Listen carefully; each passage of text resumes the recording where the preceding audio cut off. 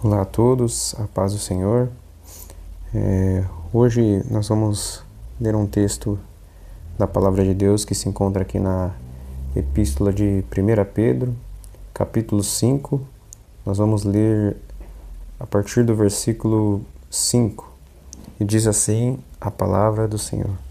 Semelhantemente vós, os mais moços, sede sujeitos aos mais velhos, e cingi-vos todos de humildade uns para com os outros, porque Deus resiste aos soberbos, mas dá graça aos humildes. Humilhai-vos, pois, debaixo da potente mão de Deus, para que a seu tempo vos exalte, lançando sobre ele toda a vossa ansiedade, porque ele tem cuidado de vós. Sede sóbrios, vigiai, o vosso adversário, o diabo, anda em derredor, rugindo como leão, e procurando a quem possa tragar, ao qual resisti firmes na fé, sabendo que os mesmos sofrimentos estão se cumprindo entre os vossos irmãos no mundo. E o Deus de toda a graça, que em Cristo vos chamou à sua eterna glória, depois de haverdes sofrido por um pouco, Ele mesmo vos há de aperfeiçoar, confirmar e fortalecer. A Ele seja o domínio para todo sempre. Amém.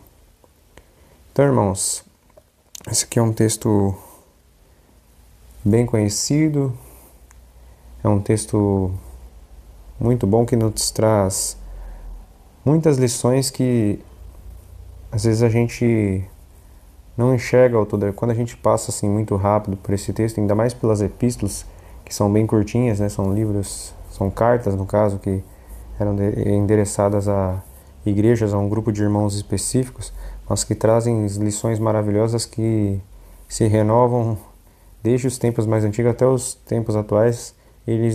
Essa palavra de Deus se renova e nos traz lições magníficas. E a primeira coisa que a gente vê aqui, voltando aqui do primeiro versículo, o apóstolo Pedro ele fala sobre a humildade, sobre a gente ser humilde uns para com os outros, porque Deus ele resiste aos soberbos. Então, irmãos, isso aqui é uma lição muito importante. Nós temos que ser humilde, porque você imagina se às vezes a gente ser resistido por pessoas, um grupo de pessoas já é difícil a gente ser resistido, a gente vencer. Duas pessoas quando se reúnem contra nós já é difícil da gente vencer. Agora você imagina o próprio Deus, que é o Todo-Poderoso, começar a te resistir. Como que você vai conseguir viver aqui na Terra? Como que você vai viver a vida aqui na Terra? Então, tome com cuidado, seja humilde com as pessoas, aprenda a ouvir as pessoas falar, principalmente os mais jovens, né? Eu também sou jovem, eu me considero jovem ainda, né? Tenho 29 anos, considero jovem. A gente às vezes a gente que é jovem, a gente acha que sabe de tudo, por ter força, por ter energia, por ter mais vigor, a gente se sente às vezes superior, a gente acha que o que as pessoas mais velhas estão falando pra gente é bobagem, e aqui fala, né, que os mais moços devem ser sujeitos aos mais velhos. Então, a gente tem que tomar cuidado, principalmente porque as pessoas mais velhas eles já viveram mais que a gente e já tem muito mais experiência, e dependendo do que eles falam pra gente, porque ele já sabe o que vai acontecer, porque ele já viveu a mesma coisa que a gente. A nossa vida ela é cíclica, é passageira, e muitos eventos se repetem, e os mais velhos já viveram vários e vários eventos que nós que somos mais jovens ainda talvez nem sequer passamos, mas ainda vamos passar. Então por isso que a palavra de Deus fala, nos ensina aqui no texto, para nós sermos sujeitos, para nós sermos humildes uns para com os outros, principalmente a questão do mais jovem por mais velho. Aqui no versículo 6, humilhai-vos, pois, debaixo da potente mão de Deus. O primeiro versículo estava falando de a gente ser humilde uns para com os outros, aqui homem para com homem, o jovem para com o mais velho. O segundo versículo já é diferente, humilhai-vos, pois, debaixo da potente mão de Deus, para que ao seu tempo vos exalte. Tem um vídeo aqui no canal que a gente fala sobre o jejum. E o jejum, irmãos, ele é um tipo de humilhação. Quando a gente para ver no Antigo Testamento, quando aconteceu algum evento, por exemplo, o rei Davi, quando ele caiu com Batseba e ela engravidou, tudo, ele mandou Urias na linha de frente de batalha, ele cometeu um homicídio que ele mandou o cara para uma guerra numa posição que ele já tinha certeza que o cara ia morrer, dormiu com a mulher do cara, enfim, cometeu vários pecados. E quando a criança nasceu, Deus disse que a criança iria morrer, aquele filho de Batseba, o primeiro filho.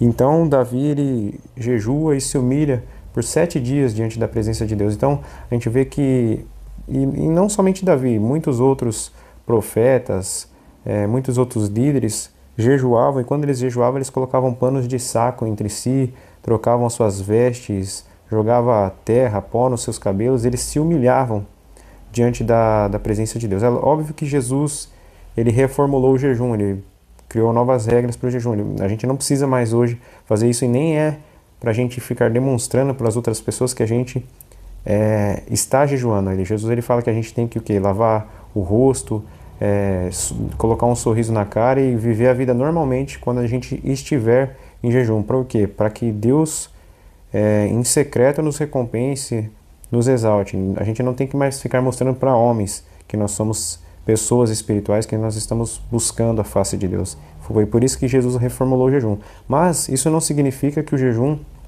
deixou de ser uma forma de humilhação diante de Deus.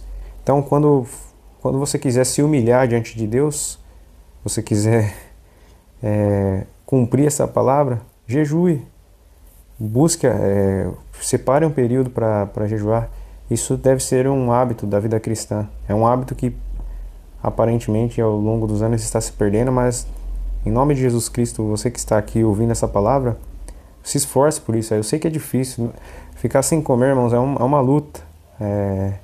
E eu acredito que esse versículo 6, ele já cai bem de encontro com o versículo 7. Porque eu vou falar algo aqui, vocês vão entender por que tem uma certa relação. Lançando sobre ele toda a vossa ansiedade, porque ele tem cuidado de vós. Quando a gente fala de ansiedade a gente fala que é o mal do século, né? As pessoas estão ansiosas e com a ansiedade começa a vir várias doenças, depressão, síndrome do pânico, enfim, muitas pessoas estão acometidas dessas doenças, dessas enfermidades. E uma coisa que eu percebo que também deixam as pessoas muito ansiosas é a comida. Eu trabalho e na empresa lá nós temos o período de refeição, a gente tem que revezar entre si nos equipamentos, nas máquinas, e cada hora vai um comer. Eu percebo que quando vai chegando o horário de refeição, as pessoas vão ficando ansiosas, vão ficando nervosas, vão ficando exaltadas, vão ficando meio estressadas, porque elas começam a ficar com fome. Então, olha para você ver, o alimento ou a falta do alimento também nos causa ansiedade. Então, por isso também que a gente deve jejuar. Quando a gente jejua, até mesmo a nossa ansiedade ela vai sendo diminuída. É uma forma também de nós lançarmos a nossa ansiedade diante de Deus. Eu nem tinha parado para pensar ou para falar sobre isso, mas isso é bem lógico, está interligado. E não somente isso, mas a nossa ansiedade nós podemos lançar a Deus principalmente através das nossas orações. E lance a sua ansiedade sobre Deus e creia, creia que Ele cuida de vocês. Hoje, na minha leitura diária, estava lendo o livro de Êxodo. E no capítulo 2 de Êxodo conta sobre o nascimento de Moisés. E assim, eu comecei a imaginar, né, como que foi a situação a situação da mãe de Moisés. Porque o que acontece? Ela teve que preparar o menino, colocar num cesto, preparar o cesto ali e colocar ele no rio. Você imagina a ansiedade dessa mulher. Você imagina o desespero. Mas, irmãos, eu venho citar esse texto do Antigo Testamento de Moisés e contar essa história para vocês, para falar sobre a ansiedade, porque como que é o cuidado de Deus. Quando você se coloca diante de Deus, quando você se lança na presença de Deus, quando você lança os seus problemas, as suas dificuldades, Ele realmente cuida de vocês. Porque tanto que, eu lendo aquele texto, a história é maravilhosa. A filha de Faraó encontra o menino, Miriam, que é a irmã de Moisés, vai acompanhando.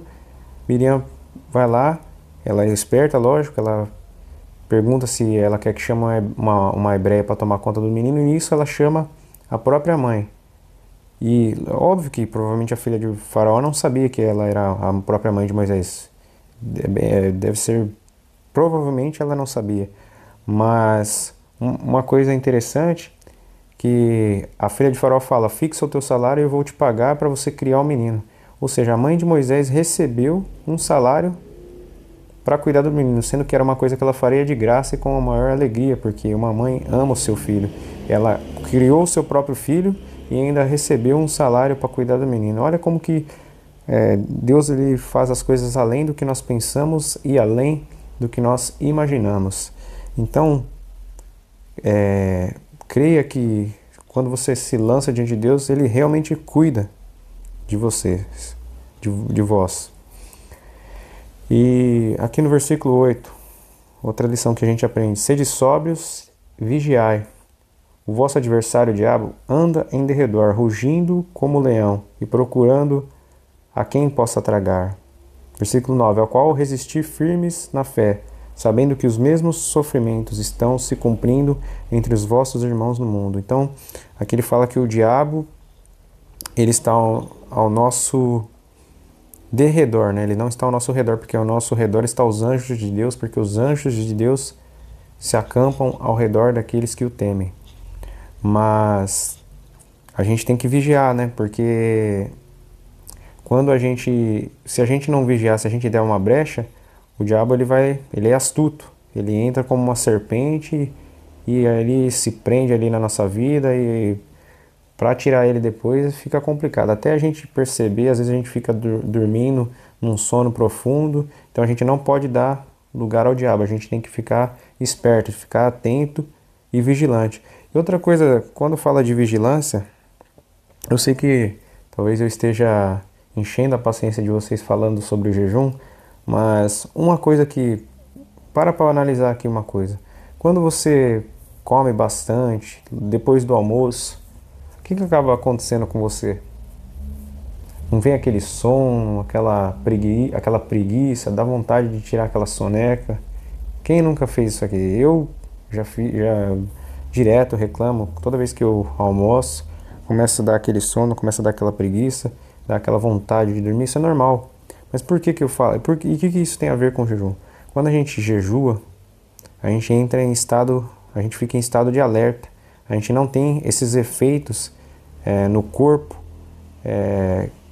porque o nosso corpo ele não vai estar ali processando os alimentos, ele não vai estar gastando aquela energia para digerir os alimentos, e a gente fica mais atento, a gente fica mais vigilante.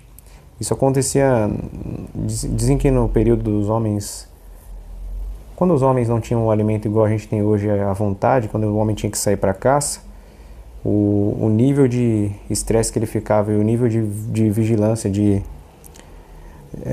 criatividade que ele tinha que ter para conseguir o seu alimento, ele aumentava. O homem ficava mais esperto, ficava mais vigilante, ficava mais criativo, porque ele estava com fome. Então, quando a gente está com fome, assim, quando a gente não está, vamos dizer assim, de pança cheia, a gente fica mais atento, a gente fica mais esperto. Então, isso também, o jejum nos ajuda até mesmo nisso, até mesmo na vigilância. E outra coisa, irmãos, se você acha que só você que está sofrendo por causa de Jesus, a palavra de Deus já veio aqui para dizer que não.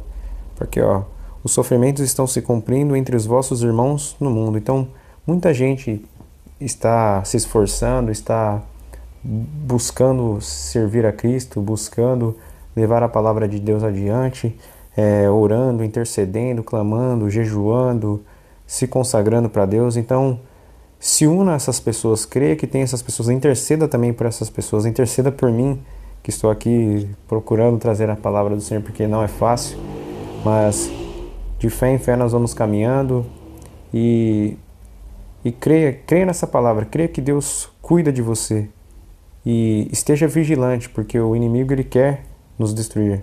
Mas em nome de Jesus Cristo, as portas do inferno não prevalecerão contra a igreja do Senhor. Nós somos a igreja de Cristo e nós vamos vencer pelo sangue de Jesus, pelo poder que há no nome de Jesus.